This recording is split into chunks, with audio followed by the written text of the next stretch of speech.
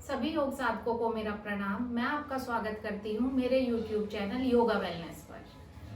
आज का योग अभ्यास शुरू करने से पहले मंत्र उच्चारण कर लेते हैं। आप मेरे साथ रिपीट करिएगा। Inhale and exhale deeply 3 times. Inhale and exhale. Inhale and exhale. One more time, inhale and exhale.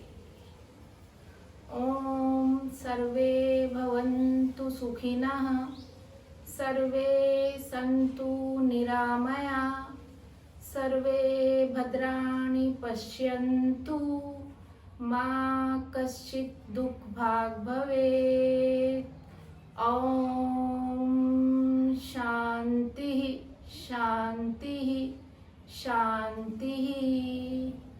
सभी सुखी रहें, सभी निरोगी रहें, सभी मंगलमय घटनाओं के साक्षी बने और किसी को भी दुख का भागी ना बनना पड़े। इसी आशय के साथ आज का योगाभ्यास शुरू करेंगे। Slowly rub your palms, generate the heat and place on your eyes and blink करते हुए अपनी आईज को ओपन कीजिए। आज योगाभ्यास जो हम करेंगे उसका नाम है हाफ पिजन पोज या अर्ध कपोटासन या फिर 1 लेग्ड पिजन पोज। वैसे तो इस आसन के बहुत सारे वेरिएशंस हैं, लेकिन मैं बिल्कुल बेसिक आसन करूंगी और जो बिगिनर्स के लिए भी परफेक्ट है। तो चलिए देखते हैं कि हाफ पिजन पोज या अर्ध कपोटासन कैसे किया जाता है। अर्ध कपोटासन करने के लिए हम वज्रासन से ऑल फोर्स में जाएंगे। ऑल फोर्स मतलब आपका रिस्ट, एल्बो एंड शोल्डर एक लाइन में, नीज एंड हिप्स एक लाइन में एंड टोज आपके टक। इस पोजीशन में आते हुए अपने राइट लेग को आप दोनों हथेलियों के बीच में लेकर जाएंगे और लेफ्ट लेग को पीछे की तरफ स्ट्रेच करेंगे। राइट लेग की बात करें जो हमने फोल्ड किया है, हील्स जो हैं आपके ग्रोइन एरिया के पास रहेंगी, यानी कि आपको हिप मसल्स के पास रखना है। और लेफ्ट लेग हमें जो हमने टो टक किया हुआ है उसको स्ट्रेच करना है पीछे की तरफ। जो आपका ये लेग है, हिप्स है और फ्रंट वाला नी है, ये सब एक लाइन में होना चाहिए। और इसके बाद आप अपनी फिंगर टिप्स पे इनहेल करते हुए bend your body back. Stay here for 5 to 10 seconds। Feel कीजिए कि आपकी हिप मसल्स में, ग्रोइन मसल्स में, नेक में कितना अच्छा स्ट्रेच है। और एक्सेल करते हुए डाउन। आप चाहे तो हैंड्स को आगे की तरफ भी स्ट्रेच कर सकते हैं। इनहेल करते हुए back and relax your body. और वापस आने के लिए come to on your all force.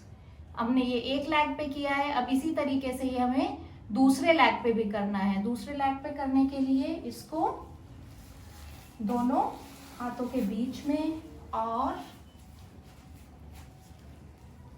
Stretch your leg back and come on your finger tips. Inhale, अपनी बॉडी कैपेसिटी के अकॉर्डिंग करिए, don't strain on your lower back. And exhale करते हुए down।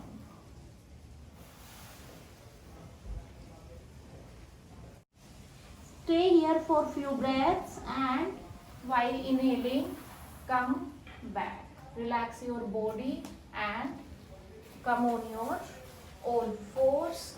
From here come to Vajrasan and relax in child pose।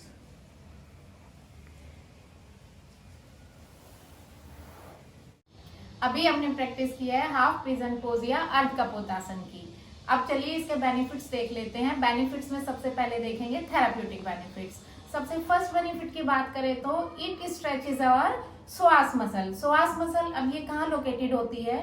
श्वास muscle is located in the lateral lumbar region between vertebral column and brim of lesser pelvis. मतलब ये हमारे जो upper body है और lower body उसको कनेक्ट करती है, या हम कह सकते हैं सिंपल लैंग्वेज में कि ये हिप्स को स्पाइन से कनेक्ट करती है। अब अगर ये मसल फ्लेक्सिबल नहीं होगी या स्ट्रेच नहीं होगी तो हमें क्या प्रॉब्लम हो सकती है? ये मसल हमारी रिस्पॉन्सिबल है डेली एक्टिविटीज लाइक वॉकिंग है, डांसिंग है, रनिंग है, सिटिंग है। और अगर ये मसल हमारी फ्लेक्सिबल नहीं होगी तो हमें लोअर बैक में पेन हो सकता है। तो हाफ पिजन पोज या जो अर्ध कपोटासन है, it is a very good option for stretching out the श्वास मसल।